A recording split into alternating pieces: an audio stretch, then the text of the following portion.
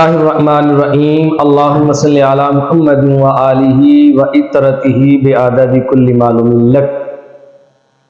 حضرت ابراہیم علیہ السلام کا جب نمرود کے ساتھ مناظرہ ہوا، اس مناظرے کے نتیجے میں بعد میں ابراہیم علیہ السلام کو اذیت پہنچانے کا ارادہ کیا گیا۔ حضرت ابراہیم علیہ السلام کے لیے آگ جلائی گئی اور کئی مہینوں تک یہ مشقت جاری رہی۔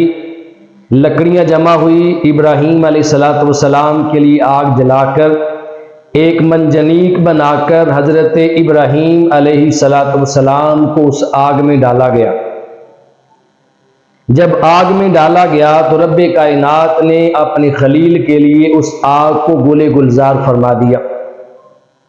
وہ آگ گل گلزار ہو گئی۔ ابراہیم علیہ السلام بالآخر صحیح سالم اور صحیح سلامت اللہ کے فضل سے اس آگ سے باہر تشریف لے آئے۔ جب آگ سے باہر صحیح سالم تشریف لائے تو نمرود نے ابراہیم علیہ السلام کو دیکھنے کے بعد کہا، ابراہیم تیرا خدا تو بہت بڑا ہے جس نے تمہیں اتنی بڑی آگ سے بچا لیا۔ ابراہیم علیہ السلام نے فرمایا، ہاں میرا خدا بہت بڑا ہے۔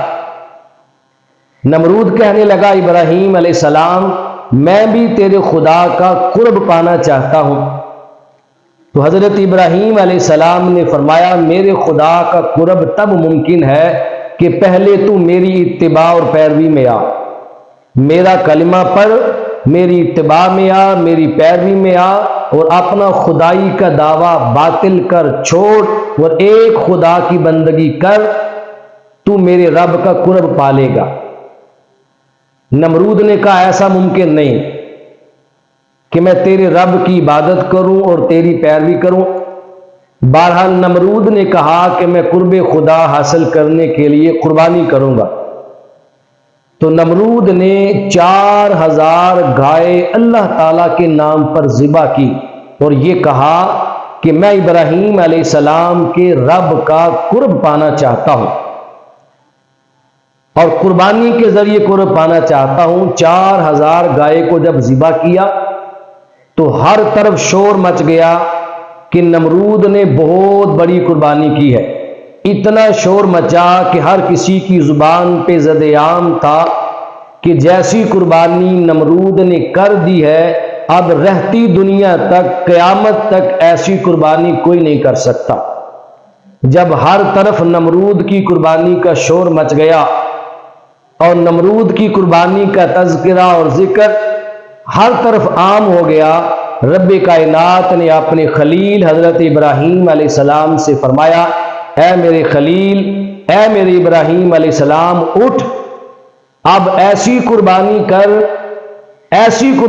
کر کہ نمرود کی قربانی کا نام و نشان مٹ جائے اور قیامت کی صبح تک تیری قربانی کا چرچا دنیا کے اندر عام ہو جائے اور تیری قربانی کے چرچے جاری رہیں، ہر طرف تیری قربانی کا ذکر ہو، کوئی نمرود کی قربانی کا نام لینے والا باقی نہ رہے۔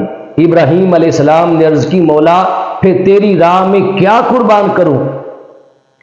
کون سی قربانی تیرے حضور پیش کروں کہ جس قربانی کو ادا کرنے سے نمرود کی قربانی نیست و نابود ہو جائے، مٹ جائے، اور میری قربانی قیامت تک میری سنت بن کے دنیا میں قائم و دائم رہے۔ ہمارے میرے خلیل، تو اپنے بیٹے اسماعیل علیہ السلام کو ذبح کے لیے تیار کر۔ یہ حکمت ہے اللہ تبارک و تعالیٰ کی جانب سے کہ اللہ تبارک و تعالیٰ نے ابراہیم علیہ السلام کو اپنا بیٹا اپنی راہ میں قربان کرنے کا حکم عنایت فرمایا، اور ابراہیم علیہ السلام اپنے رب کے حکم پر حضرت اسماعیل علیہ السلام کو قربان کرنے کے لیے فوراً تیار ہو گئے۔